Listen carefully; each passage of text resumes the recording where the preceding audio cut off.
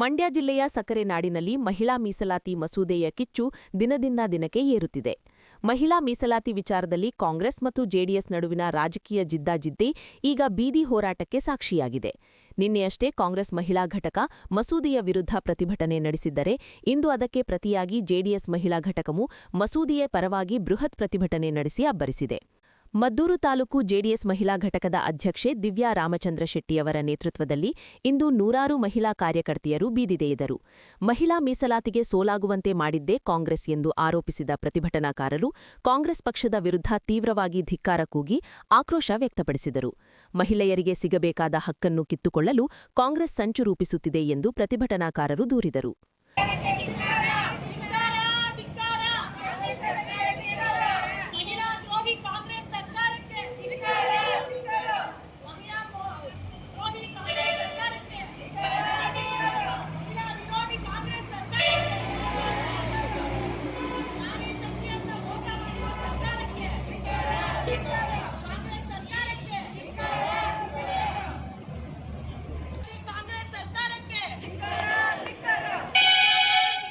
ಪಟ್ಟಣದ ಪ್ರಮುಖ ಕೇಂದ್ರವಾದ ಐಬಿ ವೃತ್ತದಿಂದ ಆರಂಭವಾದ ಪ್ರತಿಭಟನಾ ಮೆರವಣಿಗೆಯು ತಾಲೂಕು ಕಚೇರಿಯವರೆಗೆ ಸಾಗಿತು. ಮೆರವಣಿಗೆಯುದ್ದಕ್ಕೂ ಕಾಂಗ್ರೆಸ್ ವಿರೋಧಿ ಘೋಷಣೆಗಳು ಮೊಳಗಿದವು. ನಂತರ ಪ್ರತಿಭಟನಾ ನಿರತ ಮಹಿಳೆಯರು ತಹಶೀಲ್ದಾರ್ ಅವರಿಗೆ ಮನವಿ ಪತ್ರ ಸಲ್ಲಿಸಿ ಮಹಿಳಾ ಮೀಸಲಾತಿಯನ್ನು ಯಾವುದೇ ಅಡೆತಡೆಯಿಲ್ಲದೆ ಜಾರಿಗೆ ತರಬೇಕೆಂದು ಒತ್ತಾಯಿಸಿದರು. ಇವತ್ತು ನಮ್ಮ ಮದ್ದೂರು ಮಹಿಳಾ ತಂಡದಿಂದ, ಜೆಡಿಎಸ್ ಮಹಿಳಾ ತಂಡದಿಂದ ನಾವು ಈ ಪ್ರತಿಭಟನೆ ಹಮ್ಮಿಕೊಂಡಿದ್ದೀವಿ. ಮಹಿಳಾ ಮೀಸಲಾತಿ ವಿರೋಧಿ ಕಾಂಗ್ರೆಸ್ ಸರ್ಕಾರಕ್ಕೆ ಧಿಕ್ಕಾರ ಕೊಡ್ತಾ ಇದ್ದೀವಿ. ಕಾರಣ ಇಷ್ಟೇ, ನಿಮ್ಮೆಲ್ಲರಿಗೂ ಗೊತ್ತಿರೋ ಹಂಗೆ 27 ವರ್ಷದಿಂದ ಸತತವಾಗಿ ಕಾಯ್ತಾ ಇದ್ದೀವಿ ನಾವು ಮಹಿಳೆಯರು. ನಮಗೊಂದು ರಿಸರ್ವೇಶನ್ ಸಿಗುತ್ತೆ, ನಮಗೊಂದು ಮೀಸಲಾತಿ ಸಿಗುತ್ತೆ ಅಂತ. ಇಷ್ಟಿಷ್ಟು ಉದ್ದ ಪತ್ರಿಕಾಗೋಷ್ಠಿ ಮಾಡ್ತಿರಲ್ಲ ಸರ್, ನಾರಿ ಶಕ್ತಿ, ಮಹಿಳೆಯರ ಧ್ವನಿ ಅಂತ. ಎಲ್ಲೋದ್ರಿ ಕಾಂಗ್ರೆಸ್ ಸರ್ಕಾರದ ಮಹಿಳಾ ಮಣಿಗಳೆಲ್ಲ ಎಲ್ಲೋ ಕೂತಿದ್ದೀರಾ ಮೇಡಮ್? ಎಲ್ಲ ಹೋಗಿ ಅಡುಕೊಂಡಿದ್ದೀರಾ ಮೇಡಮ್? ನೀವು ಮಹಿಳೆಯರೇ ತಾನೆ, ನೀವು ಒಂದು ಧ್ವನಿ ಆಗ್ಬೇಕು ತಾನೆ. ಹೇಗೆ ಸುಮ್ಮನಿದ್ರಿ ನೀವು? ಈ ಮಹಿಳಾ ಬಿಲ್ನ ಪಾಸ್ ಮಾಡದೇ ಇದ್ದಾಗ ಹೇಗೆ ಸುಮ್ಮನಿದ್ರಿ ಮೇಡಮ್? ನೀವು ಎಲ್ಲ ಮಹಿಳೆಯರೇ ತಾನೆ. ನಾವು ಕೇಳ್ತಾ ಇರೋದು ಒಂದೇ ಪ್ರಶ್ನೆ ಸರ್, ನಮ್ಮ ಒಂದು ಮಹಿಳಾ ಮೀಸಲಾತಿ ಬಿಲ್ಗೆ ವಿರೋಧ ಯಾಕೆ ನಮ್ಗೆ ಈ ಧೋರಣೆ? ನಮ್ಮ ಒಂದು ಎಂಪವರ್ಮೆಂಟ್, ವಿಮೆನ್ ಎಂಪವರ್ಮೆಂಟ್ ಅನ್ನೋದು ಆಗೋದೇ ಬೇಡವಾ? ಅಂದ್ರೆ ಮಹಿಳೆಯರು ನಿಮ್ಗೆ ಲೋಕಸಭೆ ವಿಧಾನಸಭೆಯಲ್ಲಿ ಬರೋದೇ ಬೇಡವಾ? ಯಾಕೆ ಈ ನಮ್ಗೆ ಮಲ್ತಾಯಿ ಧೋರಣೆ ಮಾಡ್ತಿದ್ದೀರಾ? ಇಷ್ಟು ವರ್ಷದಿಂದ ಕಾದಿ ಒಂದು ಮೂಮೆಂಟ್ ನಾವು ಕಾಯ್ತಾ ಇದ್ವಿ, ರಿಸರ್ವೇಶನ್ ಬಿಲ್ ಪಾಸ್ ಆಗುತ್ತೆ ಅಂತ. ಈಗಲೂ ಕೂಡ ಇದೇ ಮೋಸ ಮಾಡಿ ನಮ್ಗೆ ಇನ್ನ 10-15-20 ವರ್ಷ ಕಾಯೋ ಹಾಗೆ ಮಾಡ್ಬಿಟ್ಟಿದ್ದೀರಾ. ಮತ್ತೆ ನಾವ್ ಏನ್ ಮಾಡ್ಬೇಕು ಅಂತ ನಿಮ್ ಅರ್ಥ? ನೀವು 2,000 ರೂಪಾಯಿ ಕೊಟ್ಬಿಟ್ಟು ಮಹಿಳೆಯರನ್ನೆಲ್ಲ ಬುಟ್ಟಿಗೆ ಹಾಕೋಬಹುದು ಅಂತ ಅನ್ಕೊಂಡಿದ್ದೀರಾ? ಅದು ಶತಸಿದ್ಧ ಅಂತ ಅನ್ಕೊಂಡ್ಬಿಟ್ಟಿದ್ದೀರಾ. ಆದ್ರೆ ಮಹಿಳೆಯರು ಇರೋರ್ಗೆಲ್ರಿಗೂ ಗೊತ್ತು ನೀವು ಮಾಡ್ತಾ ಇರೋದು ತಪ್ಪು ಅಂತ. ಎಲ್ಲೋ ಒಂದು ಗೃಹಲಕ್ಷ್ಮಿ ಯೋಜನೆನ ಕೊಟ್ಬಿಟ್ಟು ನೀವೇನೋ ಇದನ್ನ ದೊಡ್ಡ ಬಿಲ್ಲು ಅಂದ್ರೆ ಏನೋ ಅಂತಾರಲ್ಲ, ಒಂದ್ ಚಿಕ್ಕ ಆಸೆ ತೋರಿಸಿ ದೊಡ್ಡದನ್ನ ಮರೆಮಾಚೋದು ಅಂತ ಹಾಗೆ ಮಾಡಿ ನಮಗೆ ತುಂಬಾ ಮೋಸ ಮಾಡಿದೀರಾ. ನಿಮ್ಮಿರೋ ನಾರಿ ಶಕ್ತಿ ಅಂತ ನೀವೇನ್ ಹೇಳ್ತೀರಾ, ನಾರಿ ಶಕ್ತಿಗೆ ದೊಡ್ಡ ಒಂದು ಸೋಲಾಗಿದೆ. ನಮ್ಮ ಪ್ರಿಯಾಂಕಾ ಗಾಂಧಿ ಮೇಡಮ್ ಅವರೊಂದು ಮಾತು ಹೇಳ್ತಾರೆ, ಈ ಬಿಲ್ನ ನಾವು ಪಾಸ್ ಮಾಡಿದ್ರೆ ನಮಗೆ ತುಂಬಾ ಸಂತೋಷ ಆಯ್ತು, ಪ್ರಜಾಪ್ರಭುತ್ವ ಇವತ್ತು ಗೆಲ್ತು ಅಂತ ಹೇಳಿದ್ರು. ಆಚೆ ಬಂದು ಇದು ಒಂದು ಸ್ಟೇಟ್ಮೆಂಟ್ ಸರ್, ಆಚೆ ಗೆಲ್ತು ಅಂತ ಹೇಳಿದ್ರೆ ಏನ್ ಅರ್ಥ? ಅವರು ಒಬ್ಬ ಮಹಿಳೆಯಾಗಿ ಒಬ್ಬ ಮಹಿಳೆ ಬಿಲ್ನ ಮೀಸಲಾತಿನ ವಿರೋಧ ಮಾಡ್ತಾರೆ ಅಂದ್ರೆ ಇದು ಎಷ್ಟು ಮಟ್ಟಕ್ಕೆ ಇದು ಸಮಂಜಸ ಅಂತ ನಾವು ಕೇಳೋದು ಸರ್. ಇನ್ನೊಂದು 60 ವರ್ಷಗಳ ಕಾಲ ಕಾಂಗ್ರೆಸ್ ಅವರಿಗೆ ಸರ್ಕಾರ. ಪ್ರಸ್ತುತ ದಿನಗಳಲ್ಲಿ ಭೂಮಿ ಮೇಲೆ ಅತಿ ಹೆಚ್ಚು ಹವಾನಿಯಂತ್ರಣ ಬಳಕೆಯಿಂದ ತಾಪಮಾನ ಹೆಚ್ಚಾಗುತ್ತಿದೆ ಎಂದು ಅಂತಾರಾಷ್ಟ್ರೀಯ ಅಲಯನ್ಸ್ ಸಂಸ್ಥೆ ಮಲ್ಟಿಪಲ್ ಕೌನ್ಸಿಲ್ ಅಧ್ಯಕ್ಷ ಕೆಟಿ ಹನುಮಂತು ಅಭಿಪ್ರಾಯಪಟ್ಟರು. ನಗರದಲ್ಲಿರುವ ಡಾ ಬಿಆರ್ ಅಂಬೇಡ್ಕರ್ ವೃತ್ತದ ಎಸ್ಕೆ ಗುಂಡೂರಾವ್ ಉದ್ಯಾನವನದಲ್ಲಿ ಕೃಷಿಕ ಅಲಯನ್ಸ್ ಸಂಸ್ಥೆ, ಮಾಂಡವ್ಯ ನಗರ ಅಲಯನ್ಸ್ ಸಂಸ್ಥೆ, ಸಕ್ಕರೆ ನಾಡು ಅಲಯನ್ಸ್ ಸಂಸ್ಥೆ ಇವರ ಸಹಯೋಗದಲ್ಲಿ ವಿಶ್ವ ಭೂ ದಿನ 2026ರ ಪ್ರಯುಕ್ತ ನಮ್ಮ ಶಕ್ತಿ ನಮ್ಮ ಭೂಮಿ ಘೋಷವಾಕ್ಯದೊಂದಿಗೆ ಜಾಗೃತಿ ಅಭಿಯಾನ ಮತ್ತು ಸಸಿ ನಡುವ ಕಾರ್ಯಕ್ರಮಕ್ಕೆ ಚಾಲನೆ ನೀಡಿ ಅವರು ಮಾತನಾಡಿದರು.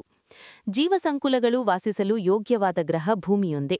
ಮನುಷ್ಯ ಬಿಟ್ಟರೆ ಉಳಿದ ಯಾವ ಜೀವಿಗಳಿಂದಲೂ ಪರಿಸರಕ್ಕೆ ಹಾನಿಯಿಲ್ಲ. ಜಾಗತಿಕ ತಾಪಮಾನ ಹೆಚ್ಚಾಗಲು ಮನುಷ್ಯನ ದುರ್ಬುದ್ಧಿ, ದುರಾಲೋಚನೆಯೇ ಕಾರಣ. ವಿನಾಶದ ಅಂಚಿನಲ್ಲಿ ಜೀವಿಗಳಲ್ಲಿ ಮನುಷ್ಯನೂ ಕೂಡ ಇದ್ದಾನೆ ಎಂದು ನುಡಿದರು. ಮನುಕುಲದ ಒಳಿತಿಗಾಗಿ ಮತ್ತು ಉಳಿವಿಗಾಗಿ ವಿಶ್ವ ಸಂಸ್ಥೆ ಬಹಳಷ್ಟು ದಿನಗಳನ್ನು ಮುಡುಪಾಗಿಟ್ಟಿದೆ. ಅದರಲ್ಲಿ ಭಾಳ ಮಹತ್ವವಾದಂಥ ದಿನ ಅಂತಂದರೆ ವಿಶ್ವ ಭೂಮಿ ದಿನ, ವರ್ಲ್ಡ್ ಅರ್ತ್ ಡೇ ಅಂತೇಳಿ. ಇವತ್ತು ಜಗತ್ತಿನಾದ್ಯಂತ ಸುಮಾರು 190ಕ್ಕೂ ಹೆಚ್ಚು ರಾಷ್ಟ್ರಗಳಲ್ಲಿ ಈ ಒಂದು ದಿನವನ್ನು ಆಚರಣೆ ಮಾಡ್ತಕ್ಕಂಥದ್ದು ಮತ್ತು ಇದು ಅತಿ ಹೆಚ್ಚು ಜನರು ಆಚರಣೆ ಮಾಡ್ತಕ್ಕಂಥ ಒಂದು ಜಾಗತಿಕ ದಿನ ಅಂತ ಹೇಳಿದ್ರೆ ತಪ್ಪಾಗಲಾರದು. ಇಡೀ ವಿಶ್ವದಲ್ಲೇ ಅತಿ ಹೆಚ್ಚು ಜನ, ಸುಮಾರು 100 ಕೋಟಿಗೆ ಹೆಚ್ಚು ಜನ ಈ ಒಂದು ದಿನವನ್ನು ಆಚರಣೆ ಮಾಡ್ತಾರೆ. ಭೂಮಿಯ ಮಹತ್ವದ ಬಗ್ಗೆ ಜನಗಳಿಗೆ ತಿಳಿಸ್ಬೇಕು. ಭೂಮಿ ಮೇಲೆ ಆಗ್ತಾ ಇರ್ತಕ್ಕಂಥ ಬದಲಾವಣೆಗಳನ್ನು ಜನಗಳಿಗೆ ತಿಳಿಸ್ಬೇಕು. ಪರಿಸರದಲ್ಲಿ ಆಗ್ತಾ ಇರ್ತಕ್ಕಂಥ ಬದಲಾವಣೆಗಳನ್ನ ಜನಗಳಿಗೆ ತಿಳಿಸ್ಬೇಕು. ಅವರ ಗಮನವನ್ನು ಸೆಳೀಬೇಕು ಅನ್ನುವಂಥ ನಿಟ್ಟಿನಲ್ಲೇ ಈ ಕಾರ್ಯಕ್ರಮ ಆಯೋಜನೆ ಆಗಿರೋದು. 1940ರಲ್ಲಿ ಗಾಂಧೀಜಿ ಒಂದು ಮಾತನ್ನು ಹೇಳ್ತಾರೆ, ಈ ಭೂಮಿ ಜಗತ್ತಿನ ಎಲ್ಲರ ಆಸೆಗಳನ್ನು ಪೂರೈಸುವಷ್ಟು ಶಕ್ತಿಯನ್ನು ಹೊಂದಿದೆ ಅಂತೇಳಿ, ಆದರೆ ದುರಾಸೆಗಳನ್ನಲ್ಲ ಅಂತೇಳಿ. ನೋಡಿ, ಆ ಒಂದು ಅವರನ್ನು 1940ರಲ್ಲಿ ಹೇಳಿದ ಮಾತು ಇಂದಿಗೂ ಕೂಡ ಸತ್ಯವಾಗಿರ್ತಕ್ಕಂಥದ್ದನ್ನು ನಾವೆಲ್ಲರೂ ಕೂಡ ಕಾಣ್ತಾ ಇದ್ದೇವೆ. ಈ ವಿಶ್ವ ಭೂಮಿ ದಿನದ ಇತಿಹಾಸವನ್ನು ತಗೊಂಡ್ರೆ ನಾವು 1969ರಲ್ಲಿ ಕ್ಯಾಲಿಫೋರ್ನಿಯಾದಲ್ಲಿ, ಅಮೇರಿಕದ ಕ್ಯಾಲಿಫೋರ್ನಿಯಾದಲ್ಲಿ ಒಂದು ಅನಿಲ ಲೀಕೇಜ್ ಆಗುತ್ತೆ. ಸಮುದ್ರದಲ್ಲಿ ಆ ಕಡಲ ಇದರಲ್ಲಿ ಬರುವಾಗ ಅನಿಲ ದುರಂತ ನಡೆಯುತ್ತೆ, ಆ ಅನಿಲ ಲೀಕೇಜ್ ಆಗುತ್ತೆ. ಆ ಅನಿಲ ಲೀಕೇಜ್ ಆದಾಗ ಭಾಳಷ್ಟು ಪರಿಸರಕ್ಕೆ ಹಾನಿ ಆಗುತ್ತೆ. ಹಾಗಾಗಿ ಇದನ್ನು ಮನಗಂಡಂಥ ಒಬ್ಬ ಪರಿಸರ ಪ್ರೇಮಿ ನೆಲ್ಸನ್ ಅಂತೇಳಿ ಅವರು ಅಮೇರಿಕಾದವರು, ಅವರು 1969ರಲ್ಲಿ ಪ್ರಥಮವಾಗಿ ಈ ವಿಶ್ವ ಭೂಮಿ ದಿನವನ್ನು ಆಚರಣೆ ಮಾಡಬೇಕು ಅಂತೇಳಿ ಕರೆ ಕೊಡ್ತಾರೆ. ಅದರಂತೆ 1970ರಿಂದ ನಿರಂತರವಾಗಿ ಇಲ್ಲಿವರೆಗೂ ಕೂಡ ಈ ವಿಶ್ವ ಭೂಮಿ ದಿನವನ್ನು ಆಚರಣೆ ಮಾಡ್ಕೊಂಡು ಬರ್ತಾಯಿದ್ದೀವಿ. ನಿಜಕ್ಕೂ ಕೂಡ ನಾನು ಈಗಾಗಲೇ ಹೇಳ್ದಂಗೆ ಭಾಳ ಮಹತ್ವದ ದಿನ ವಿಶ್ವ ಭೂಮಿ ದಿನ. ಪ್ರತಿಯೊಬ್ಬರು ಕೂಡ ಈ ಭೂಮಿ ಮೇಲೆ ಹುಟ್ಟಿದಂಥ ಪ್ರತಿಯೊಂದು ಜೀವಿಗೂ ಕೂಡ ನಮಗೆಲ್ಲ ಗೊತ್ತೇ ಇದೆ, ಭೂಮಿ ಬಿಟ್ಟು ಇತರೆ ಯಾವುದೇ ಗ್ರಹಗಳಲ್ಲಿ ಜೀವಿಗಳು ವಾಸ ಮಾಡಲಿಕ್ಕೆ ಸಾಧ್ಯ ಇಲ್ಲ. ಜೀವಿಗಳಿಗೆ ವಾಸಕ್ಕೆ ಯೋಗ್ಯವಾಗಿರ್ತಕ್ಕಂಥ ಗ್ರಹ ಯಾವುದಾರ ಇದೆ ಅಂದರೆ ಅದು ಭೂಮಿ. ಹಾಗಾಗಿ ಭೂಮಿಯ ಆರೋಗ್ಯವನ್ನು, ಭೂಮಿಯ ಪರಿಸರವನ್ನು ಕಾಪಾಡಬೇಕು. ಆಮೇಲೆ ಇನ್ನೊಂದು ವಿಚಾರ ತಿಳ್ಕೊಳ್ಳಿ, ಈ ಭೂಮಿಯ ಆರೋಗ್ಯಕ್ಕೆ ಮತ್ತು ಪರಿಸರದ ಹಾನಿಗೆ ಮನುಷ್ಯನೊಬ್ಬಂದ್ಬಿಟ್ಟು ಇತರೆ ಯಾವುದೇ ಜೀವಿಗಳು ಪರಿಸರಕ್ಕೆ ವ್ಯತಿರಿಕ್ತವಾಗಿ ನಡ್ಕೊಳ್ಳಲ್ಲ.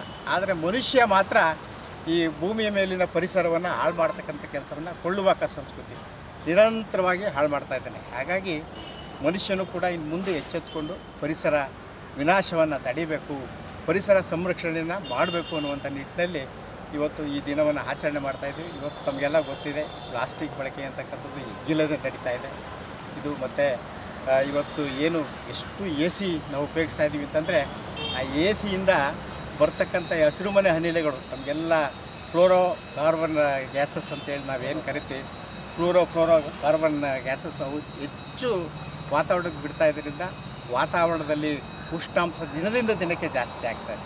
ಆಮೇಲೆ ಪ್ರತಿಯೊಂದು ಜೀವಿನೂ ಕೂಡ ಈ ಉಷ್ಣಾಂಶವನ್ನು, ಈ ಭೂಮಿ ಮೇಲಿನ ಶಾಖವನ್ನು ತಡೆದೇ ಪ್ರತಿ ವರ್ಷವೂ ಕೂಡ 1 ರಿಂದ 2 ಜೀವಿಗಳು ವಿನಾಶದತ್ತ ಸಾಗ್ತಾ ಇದ್ದಾವೆ, ಅವಸಾನ ಆಗ್ತಾ ಇದ್ದಾವೆ. ಹಾಗಾಗಿ ಈಗ ಅಳಿವಿನಂಚಿನಲ್ಲಿರ್ತಕ್ಕಂಥ ಕೊನೆಯ ಇದರಲ್ಲಿ ಸೀಟಲ್ಲಿ ನಾವು ಮನುಷ್ಯರು ಕೂಡ ನಾವಿದ್ದೇವೆ. ಮುಂದೆ ಎಚ್ಚೆತ್ತುಕೊಳ್ಳದಿದ್ದರೆ ಮನುಕೂಲಕ್ಕೂ ಕೂಡ ಈ ಭೂಮಿ ಮೇಲೆ ಉಳಿವಿಲ್ಲ. ಹಾಗಾಗಿ ಪ್ರತಿಯೊಬ್ಬರು ಕೂಡ ಈ ಪ್ಲಾಸ್ಟಿಕ್ ಬಳಕೆಯನ್ನು ನಿಷೇಧ ಮಾಡ್ತಕ್ಕಂಥದ್ದು, ಗಿಡ ಮರಗಳನ್ನು ನೆಡ್ತಕ್ಕಂಥದ್ದು ಮತ್ತು ಆದಷ್ಟು ACಗಳನ್ನ ಕಡಿಮೆ ಬಳಸ್ತಕ್ಕಂಥದ್ದು. ಕಾರ್ಯಕ್ರಮದಲ್ಲಿ ಅಲಯನ್ಸ್ ಸಂಸ್ಥೆಯ ಜಿಲ್ಲಾ ಸಂಪುಟ ಕಾರ್ಯದರ್ಶಿ ಜಿ ಧನಂಜಯ ದರಸಗುಪ್ಪೆ, ವಲಯಾಧ್ಯಕ್ಷ SM ಲೋಕೇಶ್, ಸಕ್ಕರೆನಾಡು ಅಲಯನ್ಸ್ ಸಂಸ್ಥೆ ಅಧ್ಯಕ್ಷ ನಿತಿನ್ ಗೌಡ, ಸ್ನೇಹ ಬಳಗದ ಪುರುಷೋತ್ತಮ್, ಕೃಷಿಕ ಅಲಯನ್ಸ್ ಸಂಸ್ಥೆ ಕಾರ್ಯದರ್ಶಿ ಡೇವಿಡ್, ಮಾಂಡವ್ಯ ನಗರ ಸಂಸ್ಥೆ ಶಂಕರೇಗೌಡ, ಪುಟ್ಟಬಸವೇಗೌಡ ಮತ್ತಿತರರಿದ್ದರು. ಹೊಸ ತಲೆಮಾರಿನ ಯುವಕರು ಮೊಬೈಲ್ನಲ್ಲಿ ಮುಳುಗಿ ಹೋಗಿರುವುದು ಅಪಾಯಕಾರಿ ಸನ್ನಿವೇಶವಾಗಿದೆ. ಇಂತಹ ಸಂದಿಗ್ಧದಲ್ಲಿ ಹೆಣ್ಣು ಮಕ್ಕಳಿಗೆ ಅವಕಾಶ ಸಿಕ್ಕರೆ ಅವರ ಕ್ರಿಯಾಶೀಲತೆ ಅನಾವರಣಗೊಳ್ಳುತ್ತದೆ ಎಂದು ಸಾಹಿತಿ ಹಾಗೂ ಅಂಕಣಕಾರ ಬಿ ಚಂದ್ರೇಗೌಡ ಅಭಿಪ್ರಾಯಪಟ್ಟರು. ನಗರದ ಕರ್ನಾಟಕ ಸಂಘದ KV ಶಂಕರಗೌಡ ಶತಮಾನೋತ್ಸವ ಭವನದಲ್ಲಿ MRM ಪ್ರಕಾಶನದ ವತಿಯಿಂದ ಹಮ್ಮಿಕೊಂಡಿದ್ದ HR ಕನ್ನಿಕಾರವರ ಲೈಫ್ ಮಾಕ್ಟೇಲ್ ಕವನ ಸಂಕಲನ ಕೃತಿ ಬಿಡುಗಡೆ ಸಮಾರಂಭ ಉದ್ಘಾಟಿಸಿ ಅವರು ಮಾತನಾಡಿದರು. ಸುಮಾರು 3ನೇ ಶತಮಾನದಿಂದಲೂ ಸಮಾಜ ಹೆಣ್ಣನ್ನು ಶಕ್ತಿಯಾಗಿ ನೋಡದೆ ತೊತ್ತಾಗಿ ನಡೆಸಿಕೊಂಡಿದೆ. ಎತ್ರ ನಾರ್ಯಾಸ್ತು ಪೂಜ್ಯಂತೆ ರಮಂತೆ ಎಂದು ಹೇಳುವ ನೆಲದಲ್ಲಿ ಹೆಣ್ಣು ಭ್ರೂಣ ಹತ್ಯೆ ನಡೆಯುತ್ತಿರುವುದು ವಿಷಾದಕರ. ವಿಶ್ವದಲ್ಲಿ ಎಲ್ಲೂ ಇಲ್ಲದ ಭಾರತದಲ್ಲಿ ಹಿಂದೆ ನಡೆಯುತ್ತಿದ್ದ ಸಹಗಮನ ಪದ್ಧತಿ ಮಾನವ ಕುಲಕ್ಕೆ ನಾಚಿಕೆಗೇಡು ಎಂದು ಇತಿಹಾಸದ ಪುಟಗಳನ್ನು ಉಲ್ಲೇಖಿಸಿದರು. ಪುರಾಣ, ಇತಿಹಾಸ, ರಾಮಾಯಣ, ಮಹಾಭಾರತದಲ್ಲಿ ಹೆಣ್ಣಿನ ಬಗ್ಗೆ ನಡೆದು ಬಂದ ಶೋಷಣೆಗಳನ್ನು ಸೋದಾಹರಣವಾದಿ ವಿವರಿಸಿದರು. ಈ ಹೆಣ್ಣುಮಗಳ ಸಾಧನೆ ನೋಡಿ ನಾನು ದಂಗುಬಡೋದು. 80ನೇ ಇಸ್ವಿಲಿ ಹುಟ್ಟಿದ್ದಾರೆ. ನಾನು ಮದುವೆ ಆದ ಸಮಯ ಅವರೊಂದು 26 ಕೃತಿ ಬರೆದವ್ರೆ. ನನಗೆ 2 ಮಕ್ಕಳಿದ್ದಾರೆ. ಇದು ಸಾಧನೆ. ಹೆಣ್ಣುಮಕ್ಕಳಿಗೆ ಪ್ರೋತ್ಸಾಹ, ಅವಕಾಶ ಸಿಕ್ಕಿದ್ರೆ ಏನು ಆಗಬಂದು ಅನ್ನೋದಕ್ಕೆ ನಮ್ಮ ಕನ್ನಿಕಾ ಬಹಳ ದೊಡ್ಡ ಉದಾಹರಣೆ. ಅದೇನು ಕನಸುಗಳಿದ್ದಾವೆ, ಅವರ ಭಾಷೆ, ಅವರ ಕ್ರಿಯಾಶೀಲತೆ, ಇವೆಲ್ಲ ವಿಸ್ಮಯ ಹುಟ್ಟಿಸ್ತವೆ. ಸಾಧ್ಯವೇ ನಮ್ಮ ನಡುವೆ ಒಬ್ಬ ಹೆಣ್ಮಗಳು ಈ ತರ ಬೆಳೆಯಲು ಸಾಧ್ಯವೇ? ನಮ್ಮ ಮಂಡ್ಯ ಜಿಲ್ಲೆಯ ಹೆಮ್ಮೆಯ ಹೆಣ್ಣುಮಗಳು ಅಂತ ನಮ್ಮ ಮಂಡ್ಯ ಜಿಲ್ಲೆ ಇತ್ತೀಚೆಗೆ ಪ್ರಪಂಚದಲ್ಲಿ ಒಂದು ಸುದ್ದಿ ಮಾಡಿದೆ. ನಿಮಗೆ ಗೊತ್ತಿರ್ಬೋದು, ಪ್ರಪಂಚದಲ್ಲಿ ಅಂಬರೀಷ್ ಯಾವ್ಯಾವ ದೇಶದಲ್ಲಿ ಗೆಳೆಯರಿದ್ದರೋ ಅವರಿಗೆಲ್ಲ ಒಂದು ಸುದ್ದಿ ಆಗಿದೆ. ಭಾರತದ ಚುನಾವಣಾ ರಾಜಕಾರಣದಲ್ಲಿ ಇಂಡಿಪೆಂಡೆಂಟ್ ಆಗಿ ಒಬ್ಬಳಿಗೆ ಹೆಣ್ಣು ಮಗಳನ್ನ ಲೋಕಸಭೆಗೆ ಕಳಿಸಿರುವುದು ನಮ್ಮ ಮಂಡ್ಯ ಜಿಲ್ಲೆ. ಅದನ್ನ ನಾವು ಹೆಮ್ಮೆಯಿಂದ ಹೇಳ್ತೀವಿ. ಇಂಡಿಪೆಂಡೆಂಟ್ ಆಗಿ ಪ್ರಥಮ ಬಾರಿ ಅಷ್ಟಮಟ್ಟಿಗೆ ನಾವು ವಿಶ್ವಮಾನವನಾಗಿ ಯೋಚಿಸ್ತೀವಿ. ಯಾಕೆಂದ್ರೆ ನಮ್ಮ ಜಿಲ್ಲೆಯ ಮುಗ್ಧತೆಯಲ್ಲಿ ವಿಶ್ವಮಾನವತ್ವ ಕೂಡ ಇದೆ. ನಿಮಗೆ ಆಶ್ಚರ್ಯ ಅಂದ್ರೆ ಕುವೆಂಪುರವರು ಸೃಷ್ಟಿ ಮಾಡಿದ ಮಂತ್ರ ಮಾಂಗಲ್ಯದ ಆಚರಣೆ ಈ ಜಿಲ್ಲೆಯಲ್ಲಿ ಜಾಸ್ತಿ ನಡೆದಿದೆ. ನಮ್ಮ ಜಿಲ್ಲೆ ಕುವೆಂಪು ಅದನ್ನ ಹೆಮ್ಮೆಯಿಂದ ಹೇಳಿದೆ. ಮಂತ್ರ ಮಾಂಗಲ್ಯ ಅದು ವ್ಯಾಪಕವಾಗಬೇಕಿತ್ತು. ಆದ್ರೆ ಇತ್ತೀಚಿನ ಭೀಕರವಾದ ಕಲ್ಯಾಣ ಮಂಟಪಗಳನ್ನು ನೋಡಿದರೆ ಮಾಂಗಲ್ಯ ಕೂಡ ಕೆಲವರಿಗೆ ಏನೋ ಒಂದು ಕಾಟಾಚಾರದ ಕೆಲಸವಾಗಿ ಕಾಣ್ತಾ ಇದೆ. ಆದ್ರೆ ಅದಲ್ಲ. ನಮಗೆ ಕನ್ನಂಬಾಡಿ ಕಟ್ಟಿಕೊಟ್ಟಿರೋರು, ನೀವು ಭತ್ತ ಬೆಳೆದಿ ಬೇರೆಯವ್ರಿಗೆ ಕೊಡಿ ಅಂತ. ಗದ್ದೆ ತೋರಿಸ್ಬಿಟ್ಟು ಲಕ್ಷಾಂತರ ರೂಪಾಯಿ ಸಾಲ ಮಾಡಿಬಿಟ್ಟು ಆತ್ಮಹತ್ಯೆ ಮಾಡ್ಕೊಳ್ಳಿ ಅಂತ. ಕುವೆಂಪು ಏನು ಯೋಚನೆ ಮಾಡಿದ್ರು ಅಂದ್ರೆ ಮದುವೆ ಕಾರಣಕ್ಕೆ ನಾವು ಸಾಲ ಸಿಕ್ಕಬಾರ್ದು. ಅದನ್ನ ಪ್ರೊಫೆಸರ್ ನಂಜುಂಡಸ್ವಾಮಿ ಅವರು ರೈತ ಸಂಘದ ಅಧ್ಯಕ್ಷರಾದ ಲೀಡರ್ ಆಗಬೇಕು. ನಮ್ಮ ಜಿಲ್ಲೆಯಲ್ಲಿ ಆಚರಣೆ ಮುಂದೆ ಅದನ್ನ ನಾವು ಮುಂದುವರಿಸಬೇಕು. ನಮ್ಮ ಕನ್ನಿಕಾ ಅವರ ಸಾಧನೆಯನ್ನು ನೋಡಿದಾಗ ಹೆಣ್ಣು ಮಕ್ಕಳಿಗೆ ಅವಕಾಶಗಳು ಸಿಕ್ಕಿದೆ, ವಿದ್ಯೆ ಸಿಕ್ಕಿದೆ, ಸಮಾನವಾಗಿ ನೋಡಿದರೆ ಏನಾಗಬಹುದು ಅನ್ನೋದಕ್ಕೆ ಒಂದು ಉದಾಹರಣೆ. ಇನ್ನೊಂದು ಉದಾಹರಣೆ, ನಮ್ಮ ಜಿಲ್ಲೆ ಒಂದು ಸತ್ ಮಾಡಿ ಆಲೆ ಮನೆಯಲ್ಲಿ ಅಬಾರ್ಷನ್ ಮಾಡ್ತಾ ಇದ್ರು ಅಂತ. ನಾನು ಶಿವಮೊಗ್ಗದಲ್ಲಿದ್ದೀನಿ, ಎಲ್ಲ ನನ್ನನ್ನು ಕೇಳಿ. ಎಚ್ಆರ್ ಕನ್ನಿಕಾರವರ ಲೈಫ್ ಮಾಕ್ಟೇಲ್ ಕವನ ಸಂಕಲನವನ್ನು ಲೋಕಾರ್ಪಣೆಗೊಳಿಸಿ ಕೃತಿ ಕುರಿತು ಮಾತನಾಡಿದ ಬೆಂಗಳೂರು ಶ್ರೀ ಶಾರದಾ ಪ್ರಥಮ ದರ್ಜೆ ಕಾಲೇಜಿನ ಪ್ರಾಂಶುಪಾಲರಾದ ಅನುಸೂಯ ಹೊಂಬಾಳೆ, ಶಿಕ್ಷಣ, ಸಮಾಜ ಸೇವೆ ಜೊತೆಗೆ ಸಾಹಿತ್ಯ ಕ್ಷೇತ್ರದಲ್ಲಿ ಕನ್ನಿಕಾ ಮಾಡಿರುವ ಸಾಧನೆ ಪ್ರಶಂಸನೀಯ. ಅವಕಾಶ ಕೊಟ್ಟರೆ ಹೆಣ್ಣು ಹೊಸತನ್ನು ಹುಡುಕಿ ಸಾರ್ಥಕತೆ ಕಂಡುಕೊಳ್ಳುತ್ತಾಳೆ ಎಂದು ಅಭಿಪ್ರಾಯಪಟ್ಟರು. ಒಂದು ಮಾತಿದೆ, ಏನು ಅಂತ ಹೇಳಿದ್ರೆ, ಸಂಪತ್ತು ನೀನಷ್ಟೇ ಬದುಕು ಅಂತ ಹೇಳುತ್ತೆ.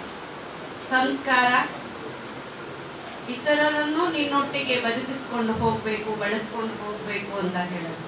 ಹಾಗಾಗಿ ಸಂಪತ್ತಿನ ಸಾರ ಒಪ್ಪತ್ತಿಗೆ ಆಗತ್ತೆ, ಆದ್ರೆ ಸಂಸ್ಕಾರದ ಸಾರ ನಮ್ಮ ಕೊನೆಯ ತನಕ ನಂತರವು ಅನ್ನುವಂಥದ್ದು. ಅಂತಹ ಸಂಪತ್ತಿನ ಜೊತೆಗೆ ಸಂಸ್ಕಾರವನ್ನು ಬೆಳೆಸ್ಕೊಂಡು ಬಂದಂತವರು ಎಚ್ಆರ್ ಕನ್ನಿಕಾ ಅವರು. ಇವ್ರ ಬಗ್ಗೆ ಮಾತಾಡೋದಕ್ಕೆ ನನಗೆ ಬಹಳ ಹೆಮ್ಮೆಯಾಗುತ್ತೆ. ಒಂದು ಕಡೆ ಒಂದಿಷ್ಟು ಹೊಟ್ಟೆ ಕಿಚ್ಚು ಕೂಡ ಆಗುತ್ತೆ. ಯಾಕೆ ಅಂತ ಹೇಳಿದ್ರೆ, ಇಷ್ಟೆಲ್ಲ ಸಾಧನೆ ಮಾಡಿರುವ ಈ ಮಹಿಳೆಯ ಬಗ್ಗೆ ಏನೂ ಅಲ್ಲದ ನನ್ನನ್ನ ಕರೆಸಿ ಇಂತಹ ಪುಸ್ತಕವನ್ನ ಬಿಡುಗಡೆ ಮಾಡುವಂತ ಒಂದು ಸದಾವಕಾಶವನ್ನ ನನ್ನ ಪಾಲಿಗೆ ಒದಗಿಸ್ಕೊಟ್ಟಿದ್ದಾರಲ್ಲ, ಅದು ನನಗೆ ಬಹಳ ಹೆಮ್ಮೆ ಆಗುತ್ತೆ. ಜೊತೆಗೆ ನನಗೆ ಆಕೆ ಸ್ಫೂರ್ತಿ ಆಗ್ತಾರೆ ಅನ್ನುವಂತಹ, ನಾನು ಒಂದಿಷ್ಟು ಏನಾದರೂ ಮಾಡಬೇಕು ಅನ್ನುವಂತಹದ್ದಕ್ಕೆ, ಮುಂದಿನ ನನ್ನ ಬದುಕಿನ ಇದನ್ನ ನಾನು ಒಂದಿಷ್ಟು ಸಾರ್ಥಕ ಪಡಿಸ್ಕೊಳ್ಬೇಕು ಅಂತ ಏನಾದರೂ ನನಗೆ ಅದು ಹುಟ್ಕೊಡುತ್ತೆ ಅನ್ನೋದಾದ್ರೆ, ಖಂಡಿತ ಕನ್ನಿಕಾ ಅವರ ಇವತ್ತಿನ ಈ ಕಾರ್ಯಕ್ರಮದಲ್ಲಿ ನನಗೆ ಅವಕಾಶವನ್ನು ಕೊಟ್ಟದ್ದಕ್ಕೆ ವೇದಿಕೆಗೆ, ಸರ್ವೇಂದ್ರರಿಗೆ, ತಮ್ಮೆಲ್ಲರಿಗೂ ಕೂಡ ಮತ್ತೊಮ್ಮೆ ನಾನು ಕೃತಜ್ಞತೆಗಳನ್ನ ಅರ್ಪಿಸ್ತೇನೆ. ಈಗಾಗಲೇ ಕನ್ನಿಕಾ ಅವರ ಬಗ್ಗೆ ಸಾಕಷ್ಟು ವಿಚಾರಗಳನ್ನ ಹೇಳಿದ್ರು. ಅತಿ ಚಿಕ್ಕ ವಯಸ್ಸಿನಲ್ಲೇ ದೊಡ್ಡದಾದ ಸಾಧನೆಯನ್ನು ಮಾಡಿರ್ತಕ್ಕಂಥವ್ರು. ಮತ್ತೊಂದು ಅವರ ಹಿರಿಮೆಗೆ ಅಥವಾ ಅವರ ಇದಕ್ಕೆ ಸಾಧನೆಯ ಆ ಒಂದು ಇದಕ್ಕೆ ಮತ್ತೊಂದು ಕಿರೀಟ ಅಂತ ಹೇಳಿದ್ರೆ, ಅವರು ನಾವೆಲ್ಲ ಒಂದೊಂದು ಡಿಗ್ರಿಗೆ ಸುಸ್ತಾಗ್ಬಿಟ್ಟಿರುವಂಥವ್ರು. ಪದವಿ ಅವರು 3 ಪದವಿಯನ್ನ ಪಡ್ಕೊಂಡಿರುವಂಥದ್ದು. ಮತ್ತೆ ಗಣಿತ ಮತ್ತೆ ಸಮಾಜಶಾಸ್ತ್ರ ವಿಭಾಗದಲ್ಲಿ ಚಿನ್ನದ ಪದಕವನ್ನ ಪಡ್ಕೊಂಡು ಪದವಿ ಗಳಿಸಿದಾರಲ್ಲ, ಅದು ಮತ್ತೊಂದು ಸಾಧನೆ ಅವರದು ಅನ್ನುವಂಥದ್ದು. ಹಾಗೆ ಅದೆಲ್ಲದಕ್ಕೂ ಕಿರೀಟಪ್ರಾಯವಾಗಿ ಮತ್ತೊಂದು ಅವರು ಕಟ್ಟಿರುವಂತಹ ಸಂಸ್ಥೆ ಅನ್ನುವಂಥದ್ದು. ಎಂಆರ್ಎಂ ಪ್ರಕಾಶನದ ಪ್ರಕಾಶಕ ಮಂಜು ಮುತ್ತೇಗೇರಿ ಸಮಾರಂಭದ ಅಧ್ಯಕ್ಷತೆ ವಹಿಸಿದ್ದರು. ಕೃತಿಕರ್ತೃ ಹಾಗೂ ಕನ್ನಿಕಾ ಶಿಲ್ಪ ನವೋದಯ ಶಾಲೆಯ ಕಾರ್ಯದರ್ಶಿ ಎಚ್ಆರ್ ಕನ್ನಿಕಾ ಅವರನ್ನು ಸನ್ಮಾನಿಸಲಾಯಿತು. ಎಚ್ಆರ್ ಕನ್ನಿಕಾ ಅವರು ಅಭಿನಂದನೆ ಸ್ವೀಕರಿಸಿ ಮಾತನಾಡಿದರು. ಲೈಫ್ ಮಾಕ್ಟೈಲ್ ಏನಕ್ಕೆ ಹೆಸರು ಇಟ್ಟರು ಅನ್ನೋದು ಎಲ್ಲರ ಮನಸ್ಸಿನಲ್ಲಿ ಒಂದು ಪ್ರಶ್ನೆ ಆಗಿದೆ. ಜೀವನ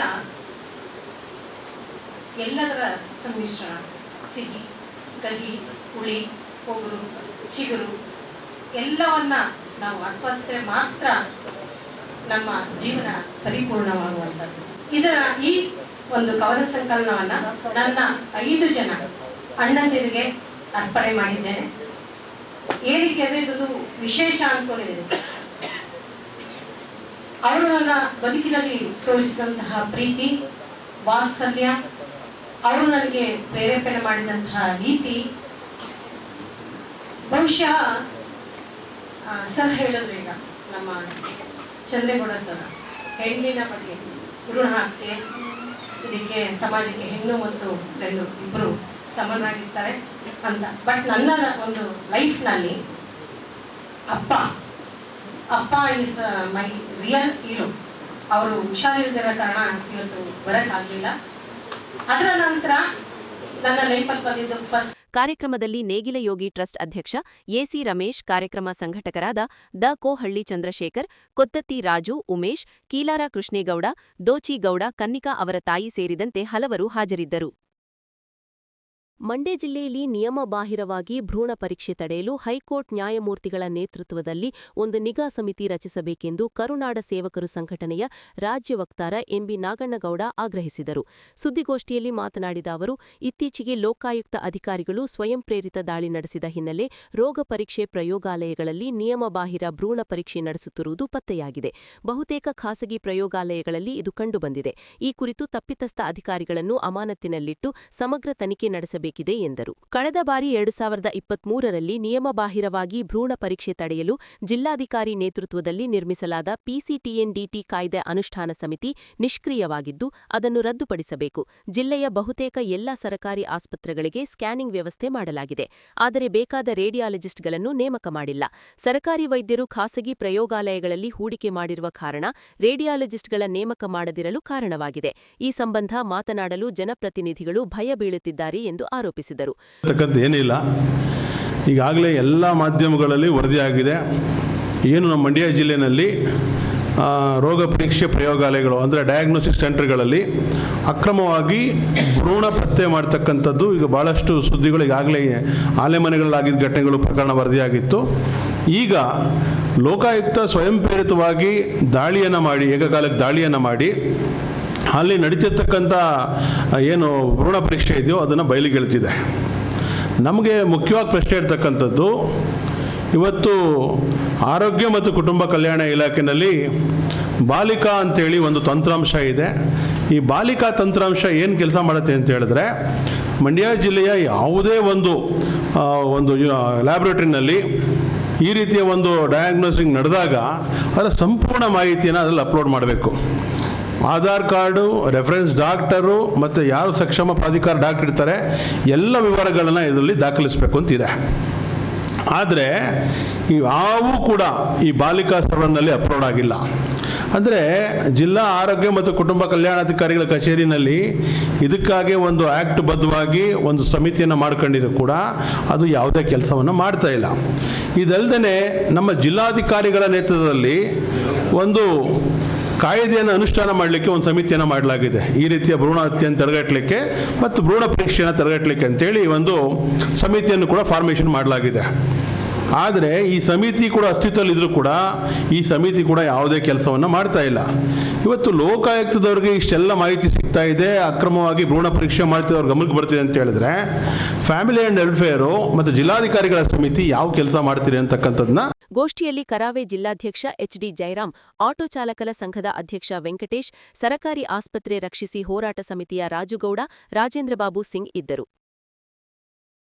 ಕರ್ನಾಟಕ ಸಂಘದ ವತಿಯಿಂದ ಖ್ಯಾತ ಸಾಹಿತಿ ಹಾಗೂ ವಿಮರ್ಶಕ ಡಾಕ್ಟರ್ ರಾಘವ್ ಹೆಸರಿನಲ್ಲಿ ನೀಡಲಾಗುವ ಸಾಹಿತ್ಯ ಪ್ರಶಸ್ತಿ ಹಾಗೂ ಮಾಜಿ ಶಾಸಕ ಕೆ ಸಿಂಗಾರಿಗೌಡ ಹೆಸರಿನಲ್ಲಿ ನೀಡಲಾಗುವ ಪುಸ್ತಕ ಪ್ರಶಸ್ತಿ ಪ್ರದಾನ ಸಮಾರಂಭ ಏಪ್ರಿಲ್ 25ರ ಶನಿವಾರ ನಡೆಯಲಿದೆ ಎಂದು ಕರ್ನಾಟಕ ಸಂಘದ ಅಧ್ಯಕ್ಷ ಪ್ರೊಫೆಸರ್ ಬಿ ಜಯಪ್ರಕಾಶಗೌಡ ತಿಳಿಸಿದರು.